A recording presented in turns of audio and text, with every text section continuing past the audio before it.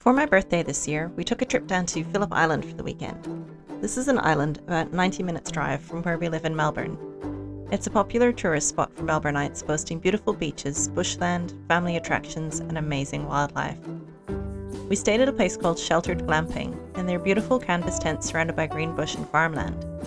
There are 2 of these canvas tents in the area, with another cabin further down the hill. There was no one staying in the other tent while we were there, so we had the whole place to ourselves, with just these geese as neighbours.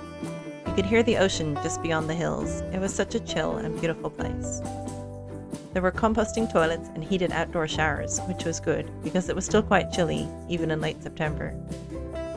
A short walk away from where we were staying was Berry's Beach. This beautiful little cove was practically deserted. We had the whole beach to ourselves. It was too cold to go swimming, but we had fun walking in the sand and exploring the rock pools.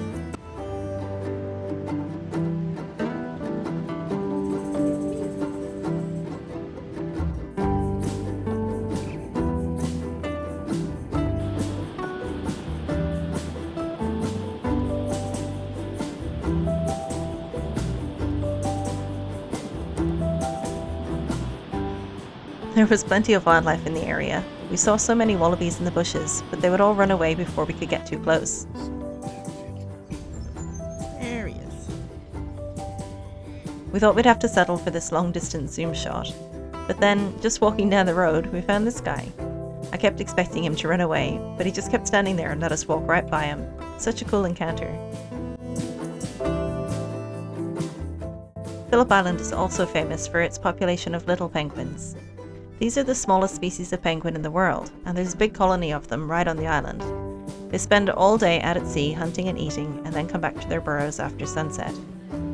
You can go see them every night through Phillip Island Nature Park. It's called the Penguin Parade. You gather on the beach at sunset and watch as one by one, and then in bigger groups, the little penguins all emerge from the water and waddle up to the beach to their burrows. It was absolutely beautiful, but we do recommend wrapping up warm, especially as they work on their own schedule, and you could be waiting quite a while for the penguins to show up, with nothing between you and the Southern Ocean. You're not allowed to take photos or videos of the penguins, as flashes and lights can stress them out, so these images are taken from the Phillip Island Nature Park website. The next day, we visited the Koala Conserve, where large areas of eucalypt forest are protected habitat for these little guys. There's a visitor centre and a raised boardwalk through the trees, so you can get a closer look at the koalas.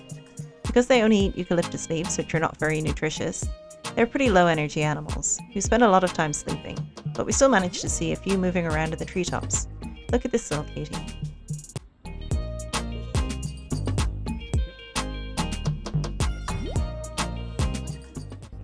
That night we had a wood-fired hot tub at the glamping site and a lovely campfire to keep us warm.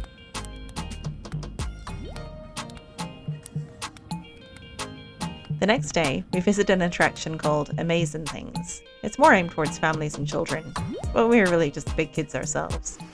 It had some cool large-scale illusions. What's holding this tap up? Are those drowned people in there?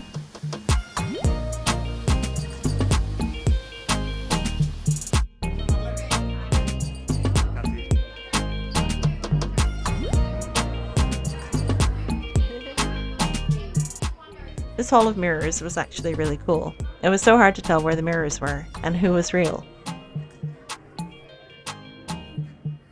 Which one is you?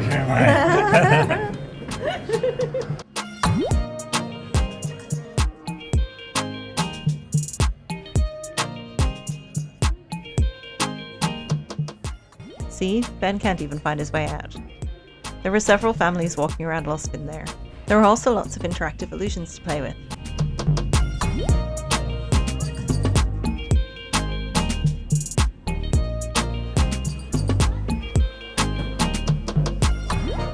And a huge maze that took forever to find our way out of. It was honestly the biggest maze I've ever been in. I recommend a visit if you're in the area.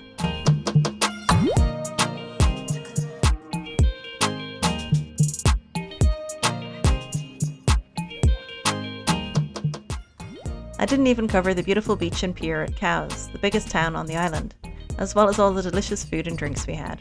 But our time was up and we had to drive back to Melbourne. It's great having such a lovely place to visit right on our doorstep.